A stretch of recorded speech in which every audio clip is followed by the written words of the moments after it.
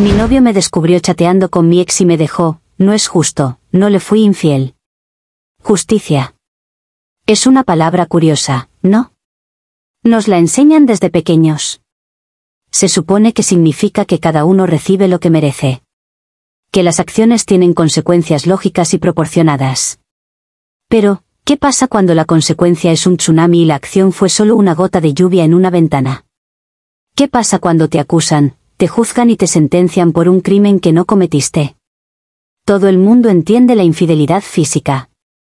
El beso, el sexo, el contacto. Eso es fácil, es tangible. Es blanco o negro.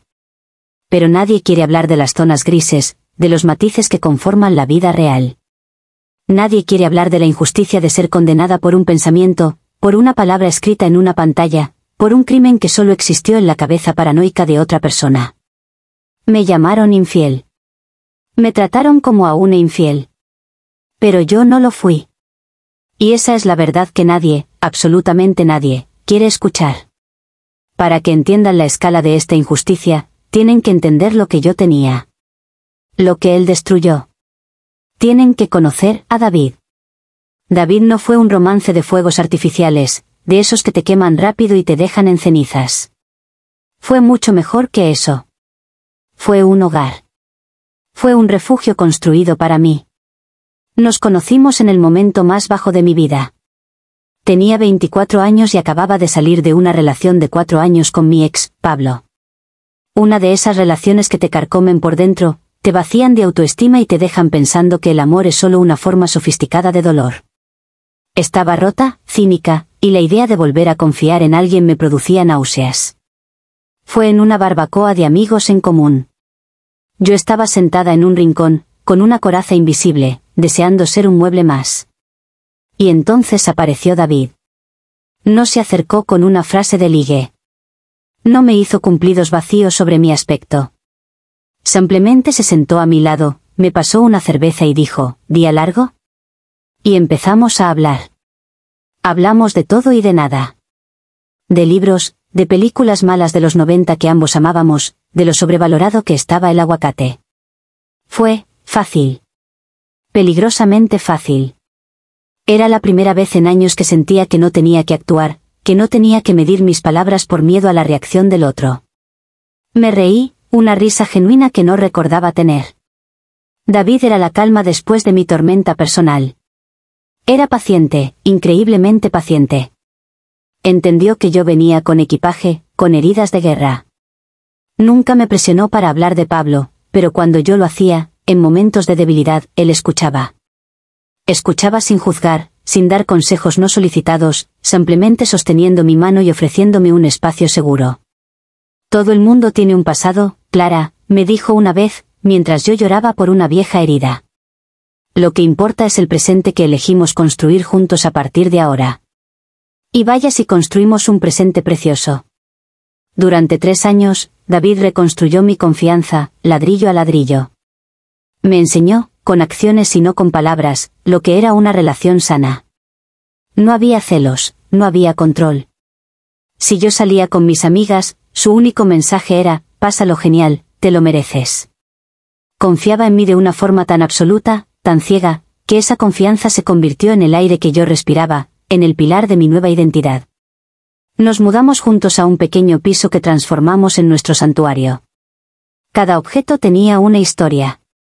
Los domingos se volvieron sagrados, pijama todo el día, pizza casera, él amasaba, yo ponía los ingredientes, y maratones de series abrazados en el sofá.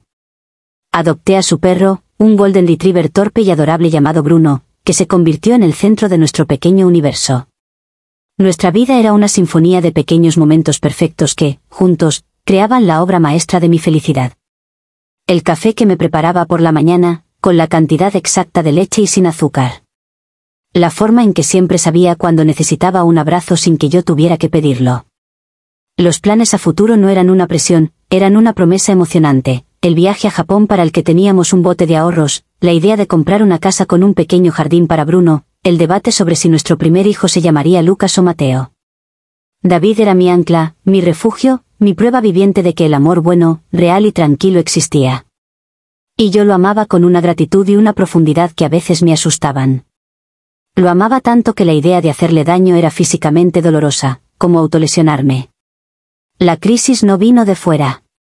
No hubo un tercero que se interpusiera. Vino de dentro de mí. A veces, cuando todo es demasiado perfecto, cuando la calma es absoluta, una parte autodestructiva de ti necesita buscar una grieta, solo para asegurarse de que todo es real. Mi grieta se llamaba Pablo. Hacía más de un año que no sabía nada de él. Lo tenía bloqueado en WhatsApp, en Instagram, en Facebook. Un borrado digital completo. Pero una tarde, limpiando mi bandeja de entrada, entré en la carpeta de spam. Y ahí estaba su nombre. El asunto del correo decía: solo quería saber cómo estás. Mi corazón dio un vuelco. Una mezcla tóxica de pánico y una extraña, vergonzosa curiosidad. Debería haberlo borrado sin abrirlo. Debería haber cerrado el portátil y haber ido a abrazar a David y a Bruno. Pero no lo hice. Lo abrí. El correo era una obra maestra de manipulación nostálgica. Recordaba nuestros buenos tiempos, ignorando convenientemente los malos, que eran la mayoría. Decía que nadie lo había entendido como yo, que a menudo se preguntaba qué habría sido de nosotros. Era veneno puro, endulzado con nostalgia, y yo me lo bebí. No respondí. Cerré el correo, pero ya era tarde. El veneno ya estaba en mi sistema. Una semana después, el ataque fue más directo. Recibí una solicitud de mensaje en Instagram de un perfil sin foto y con un nombre genérico. Sé que me tienes bloqueado, pero necesitaba hablar contigo. Soy Pablo. Mi pulso se aceleró. Podría haberlo bloqueado. Podría haberlo ignorado. Pero cometí el primer error real, la primera mentira por omisión. Le respondí: ¿qué quieres? Y así empezó. Con una conversación que yo me autoconvencí de que era inocente. Me contó que su vida era un desastre, que su trabajo iba mal, que su nueva novia no lo entendía. Jugó la carta de la víctima, un papel que siempre había interpretado a la perfección. Y yo, que siempre había tenido ese estúpido complejo de salvadora, caí de nuevo en la trampa. Empezamos a chatear. No todos los días. Quizás una o dos veces por semana, como una adicción controlada. Siempre a escondidas. Cuando David estaba en la ducha, o cuando yo estaba trabajando hasta tarde en el estudio. Me justificaba a mí misma con una lógica retorcida que ahora me da náuseas. No estoy haciendo nada malo. Solo le estoy dando un cierre emocional que nunca tuvimos. Pobre, está pasándolo mal, solo estoy siendo una buena persona. David no lo entendería, es demasiado bueno, se preocuparía sin motivo, es mejor protegerlo de esto. Los chats nunca fueron explícitamente sexuales o románticos. Eran peores. Eran íntimos. Usábamos nuestros códigos internos, los chistes privados que solo nosotros entendíamos. Él me recordaba anécdotas de nuestro pasado, y yo, tontamente, sonreía al recordarlas. Era como visitar un fantasma. Un fantasma que me recordaba una versión más joven y estúpida de mí misma, pero que, por alguna razón, me producía una extraña nostalgia. No estaba engañando a David. Me estaba engañando a mí misma, creyendo que podía jugar con fuego sin quemarme, creyendo que yo tenía el control de la situación. La noche que todo explotó, David había salido a cenar con sus compañeros de trabajo, una cena de equipo. Yo estaba en el sofá, con Bruno roncando a mis pies, viendo una película a medias y con el móvil en la mano. Y, por supuesto, estaba chateando con Pablo. Esa noche, la conversación fue un poco más allá de los lamentos habituales. Pablo, en un movimiento calculado, me escribió: a veces me acuesto por la noche y me pregunto cómo sería todo si nunca lo hubiéramos dejado. Si hubiéramos luchado un poco más por lo nuestro. ¿Crees que seríamos felices ahora? Mi corazón se detuvo. Era la pregunta prohibida. La caja de Pandora. La puerta que nunca, bajo ninguna circunstancia, debía abrirse. Y yo, en un momento de debilidad, de nostalgia estúpida, de una vanidad que me da un asco infinito admitir, respondí. No pensé. Solo tecleé. Escribí: no lo sé, Pablo. A veces yo también me lo pregunto. Supongo que nunca lo sabremos. No era un, te echo de menos. No era un, quiero volver contigo. Era una ambigüedad. Un suspiro digital. Una niebla de, quizás. Pero era una traición. No a David, el hombre, sino al santuario de confianza absoluta que habíamos construido. Estaba dejando que el fantasma de mi ex se sentara en nuestro sofá. Justo cuando le di a enviar, con el corazón en un puño, oí la llave en la cerradura. David había vuelto antes de lo esperado. Me sobresalté como una adolescente pillada infraganti, bloqueé el móvil y lo dejé en el sofá como si quemara. Pero mi cara, mi lenguaje corporal, me delataron al instante. ¿Todo bien? Estás pálida como el papel, me dijo, mientras se quitaba la chaqueta. Sí, es solo la película, que es de suspense, mentí torpemente, sin poder mirarle a los ojos. Pero él me conocía demasiado bien. Su mirada se posó en mi móvil, que yo había dejado boca abajo. No dijo nada, pero vi como una sombra de duda cruzaba sus ojos por primera vez en 3 años. Y fue la sensación más aterradora de mi vida. David no dijo nada más esa noche. Pero la atmósfera en el piso cambió radicalmente. Se volvió fría, pesada, cargada de electricidad estática. Yo caminaba de puntillas, muerta de miedo, esperando la explosión que nunca llegó. En su lugar, llegó algo mucho peor, el silencio. Un silencio cortante que gritaba más que cualquier acusación. 2 días después, llegué a casa del trabajo y lo encontré en el salón. Tenía mi móvil en la mano. Se lo había pedido esa mañana con la excusa de que el suyo no tenía batería y tenía que hacer una llamada urgente a su madre. Y yo, estúpidamente, cobardemente, se lo había dado. Negármelo habría sido una confesión instantánea. Estuve pensando en lo que dijiste la otra noche, empezó, su voz era un témpano de hielo. Que la película te asustó.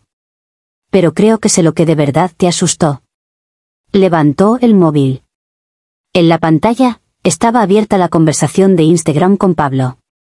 La había encontrado. Había leído todo. Cada hola, cada recuerdo compartido, cada justificación mía. Y había leído la última frase. A veces yo también me lo pregunto. Clara, explícame esto, dijo. Su voz no era de enfado. Era de un dolor profundo, desgarrador, el sonido de algo rompiéndose por dentro. Y yo entré en pánico. El modo de supervivencia se activó y empecé a balbucear excusas patéticas. No es lo que parece, David. Te juro que no ha pasado nada. Solo estábamos hablando. Él me buscó, estaba pasándolo mal. No significa absolutamente nada, te lo juro. Nada, repitió, y su voz se quebró por primera vez. ¿Le has dicho a tu exnovio que a veces te preguntas cómo sería vuestra vida juntos? ¿Vives conmigo y te preguntas eso? ¿Eso es, nada? Pero no lo decía en serio, grité, ya desesperada, sintiendo cómo se me escapaba de las manos. Fue solo una cosa estúpida que dije. Yo te quiero a ti. Yo estoy contigo. Nunca te he tocado un pelo a nadie, David. No te he sido infiel. Y entonces él me miró, y juro que pude ver cómo el amor y la confianza en sus ojos se hacían añicos, como un espejo cayendo al suelo. Quizás no lo hiciste con el cuerpo, Clara, dijo, su voz apenas un susurro roto. Pero lo hiciste. Dejaste que volviera a tu vida a escondidas. Le abriste una puerta en tu mente y en tu corazón que debería haber estado cerrada y sellada para siempre. Compartiste con él una intimidad que era solo nuestra. Destruiste la única cosa que te pedí, la única cosa que nos mantenía a salvo, la confianza. Y para mí, eso es exactamente lo mismo que una infidelidad. Vete de casa, por favor. Me quedé helada, sin aire. ¿Que me vaya? ¿Me estás echando? ¿Me estás dejando por unos estúpidos mensajes de texto? Te estoy dejando porque la Clara de la que me enamoré, la que yo ayudé a reconstruir, nunca habría escrito esas palabras. Y ya no sé quién eres. Fue brutal. Fue final. Desmanteló todas mis excusas. No importaba que no hubiera habido un beso. La traición ya había ocurrido en su mente. Y su castigo, a mis ojos, era desproporcionado, draconiano. Era una expulsión con roja directa por una falta en el mediocampo. No era justo. Me fui esa misma noche a casa de mi hermana, con una maleta y el corazón hecho pedazos. Los días siguientes fueron una niebla de lágrimas, insomnio y llamadas telefónicas inútiles. Mis amigos se dividieron. Algunos entendían mi punto de vista, que solo eran mensajes y que David estaba exagerando. Otros, los más cercanos a él, me trataron como a una apestada, como si llevara una enfermedad contagiosa. La peor parte fue ver cómo nuestro mundo se desmantelaba con una eficiencia cruel.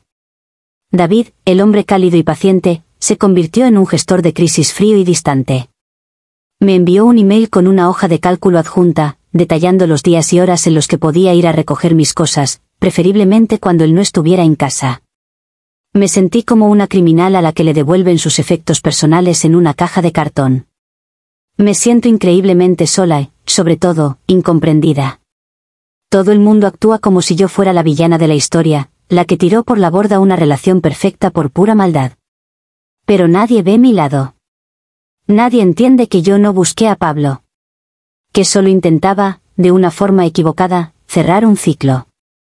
Que fue un momento de debilidad, una estupidez monumental, no una elección consciente de herir al hombre que amaba. Mi error fue ser ingenua, no malvada. Y ahora estoy pagando el precio de un crimen que, insisto, no cometí. Me condenaron por infidelidad, cuando mi único delito fue la cobardía y la estupidez. Actualización: han pasado 3 meses. Vivo en un pequeño apartamento alquilado que huele a pintura fresca y a soledad. Pablo, por supuesto, desapareció de la faz de la tierra en cuanto se enteró de la ruptura. Consiguió lo que quería, sembrar el caos en mi felicidad y demostrar que todavía tenía poder sobre mí. Y yo, como una tonta, se lo permití. He intentado hablar con David por todos los medios. Le he enviado cartas escritas a mano, emails larguísimos, mensajes a través de amigos en común.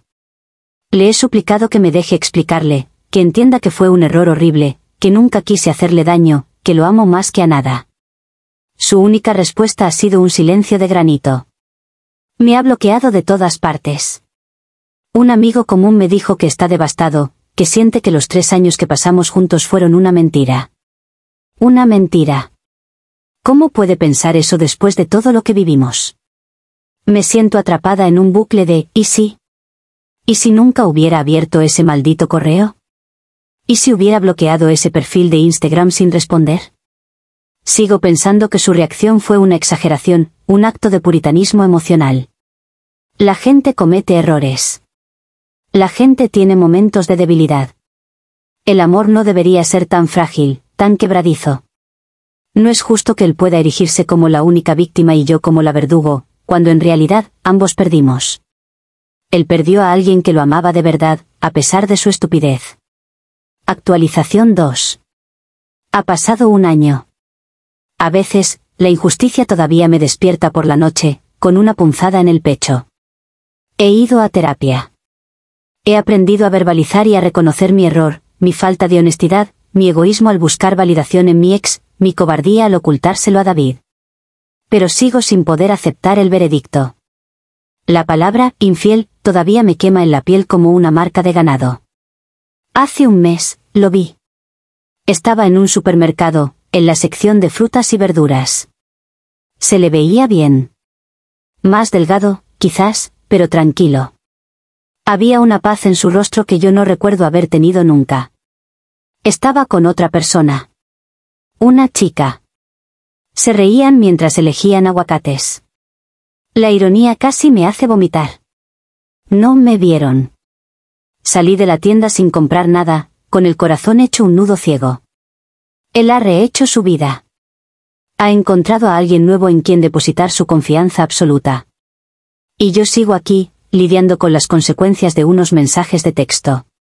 Sigo convencida de que el castigo fue desproporcionado. Que mi error, aunque real y doloroso, no merecía la demolición total de la vida que habíamos construido. Él me acusó de un crimen y me sentenció a cadena perpetua en mi propia soledad. Y no, no es justo. Y quizás, esa es la lección más dura de todas, que a veces la vida no lo es.